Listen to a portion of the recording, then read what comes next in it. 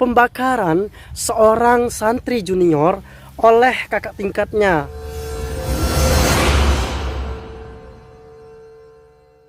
Assalamualaikum warahmatullahi wabarakatuh.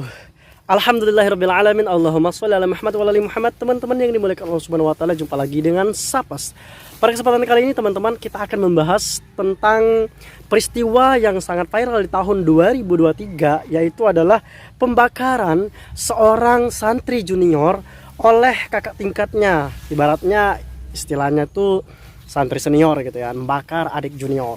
Wow, ini terjadi di pondok pesantren. Saya akan sembunyikan namanya. Pondok pesantren di daerah Jawa Timur. Nah, ini setelah saya baca-baca dari CNN Indonesia dan lain-lain. Sebelumnya, 3 bulan sebelumnya ya, 3 bulan sebelum ini, itu juga ada kasus pembakaran santri karena tidak mau mengumpulkan atau memberikan ponsel kepada seorang penjaga asramanya pada saat sidak atau razia gitu. Jadi teman-teman yang dimuliakan Allah Subhanahu wa taala, kalau yang kasus baru-baru ini, santri dibakar karena dituduh mencuri uang. Nah, kalau kisah yang saya baca itu bahwa ketika itu santri yang dibakar ini masuk ke sebuah kamar dan membuka sebuah lemari. Kemudian terlihat oleh orang yang ngemergokin, terlihat bahwa dia ini lagi buka lemari. Dan ditanya, kenapa kamu buka lemari? Dibilangnya, kalau berdasarkan cerita ini ya, berdasarkan kronologi, dibilangnya kalau dia tuh sedang mengembalikan uang yang pernah dicurinya di lemari itu. Nah, yang keadaan mereka, percakapan mereka ini didengar oleh orang yang di samping kamar. Dan ternyata di samping kamar itu adalah seniornya yang pernah kehilangan uang. Dan seniornya langsung panas nih. Ketika panas itu langsung seniornya bilang, apakah kamu juga mengambil uang saya yang hilang itu, gitu ya, langsung dituduh gitu kan. Terus lagi dibilangnya, ya nggak tahu kita seperti apa huru hara, panas, dingin yang ada di sana keadaannya, hingga akhirnya si senior ini menyiramkan atau melemparkan botol yang berisi pertalite, ya BBM lah, yang berisi bahan bakar minyak ke si korban, si santri junior tadi. Akhirnya digertak-gertak biar dia ngaku, dan nggak mau ngaku. Akhirnya disulut pakai api hingga terbakar, sampai kalau diberita 60% tubuhnya terbakar. Kalau yang 3 bulan sebelumnya yang santri nggak mau ngumpulin HP itu tubuhnya itu terbakar sampai 80%, tapi yang ini terbakarnya 60%. Teman-teman yang dimuliakan Allah Subhanahu wa taala, kenapa kita harus bahas ini? Sebelumnya saya mau klaim dulu ya, disclaimer dulu. Saya yakin seluruh pondok pesantren yang ada di Indonesia pasti mengajarkan kebaikan, pasti mengajarkan akhlakul karimah. Dan tidak mungkin ada pondok pesantren yang menuliskan kurikulum bakar-bakar orang atau kekerasan segala macam, tidak mungkin. Kita yakin itu semua, kita sepakat ya. Nah, teman-teman yang dimuliakan Allah Subhanahu wa taala, kenapa setelah saya cek-cek di berita ya, setelah saya teliti di berita-berita gitu ya, berita-berita sosial di YouTube maupun di website, dan saya lihat tidak ada salah satu pun ya, perhatikan teman-teman yang dimuliakan Allah Subhanahu wa taala. Tidak ada satupun pesantren yang pernah dituduh oleh Kiai Idrus Ramli, kata Kiai Idrus Ramli, haram memasukkan anak ke pondok pesantren milik Salafi Wahabi. Terus lagi dibilangnya, ya pokoknya seperti itulah, nanti nggak cerdas kalau masuk ke pesantren milik Wahabi. Terus saya cek lagi tentang pondok pesantren yang diklaim Wahabi Salafi yang sesat itu ya. Saya cek lagi, ternyata ada runtutan beberapa pondok pesantren yang memang orang-orang sengaja tulis ini nih pesantren Salafi Wahabi yang mengajarkan kesesatan. Tapi terlepas dari itu semua teman-teman yang dimuliakan Allah Subhanahu wa taala, ini fakta dan realitas, silakan kalian buktikan sendiri. Dari daftar nama pondok pesantren Salafi Wahabi yang dituduh sesat, yang dituduh menyimpang, tidak ada satupun dari pesantren itu yang tercoreng namanya karena kekerasan. Tidak ada karena pencabulan. Tidak ada karena bakar orang. Pokoknya ini poin penting yang harus kita pahami teman-teman yang dimuliakan Allah Subhanahu wa taala. Kalau saya pikirkan ketika melihat berbagai macam fenomena dan peristiwa pembakaran, kekerasan, pencabulan yang ada di pondok pesantren, saya melihat dari sisi pembelajaran dan penekanan.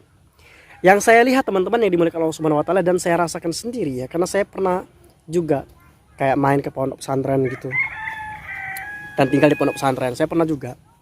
Saya lihat perbandingan antara pondok salafi yang diklaim Wahabi atau Ahlussunnah wal Jamaah bermanhaj salafus saleh ya, dengan pondok pesantren yang itu memang ngobong tapi enggak, bahkan sangat menjauhkan dengan pesantren salafi Wahabi gitu.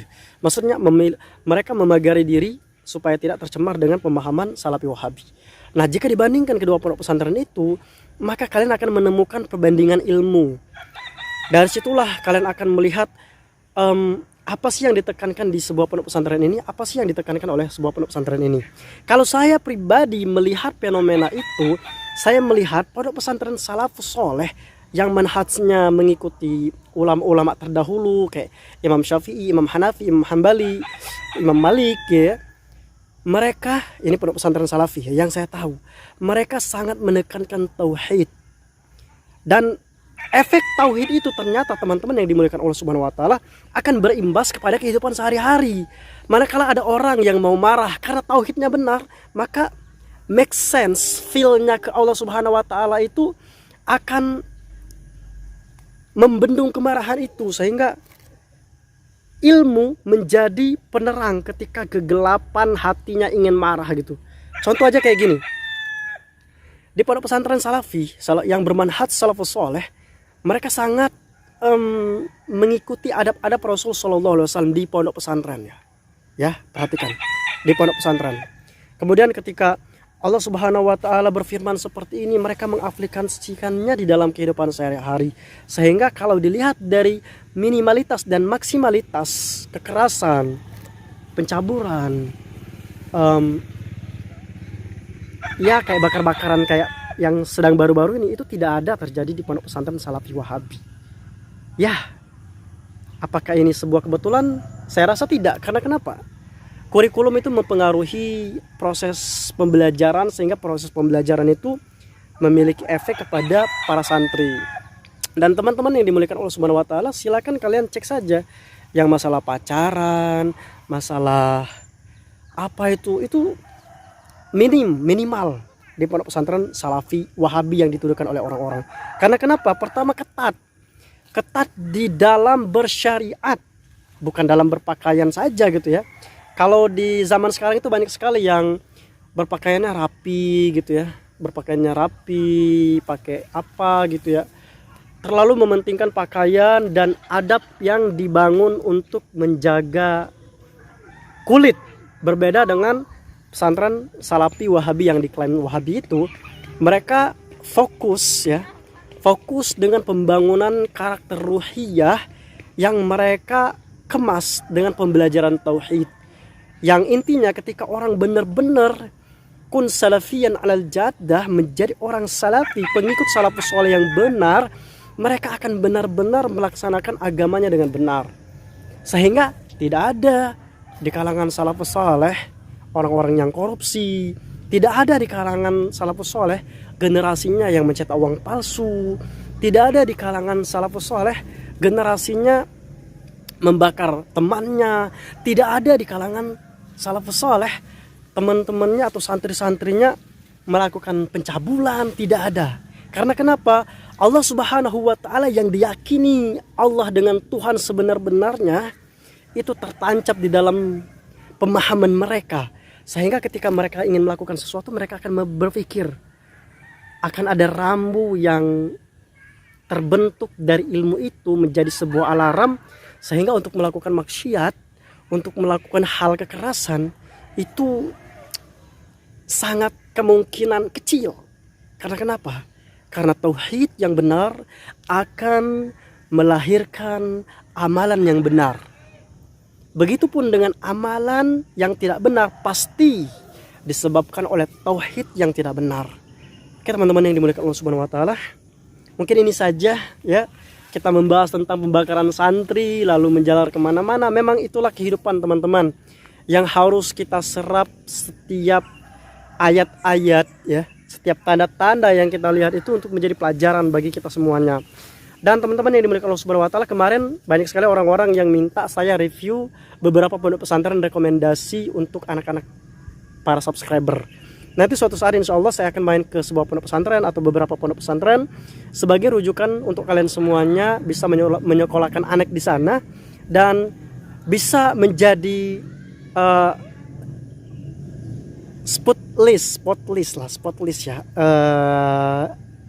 daftar untuk kalian. Oh, anak saya mau masuk sini, anak saya mau ke sini, kayak gitu aja. Oke teman-teman, kita ketemu di video selanjutnya. Assalamualaikum warahmatullahi wabarakatuh. Teman-teman, jangan lupa dukung channel ini dengan cara subscribe dan nyalakan notifikasi. Terima kasih. Dumtum bi khair.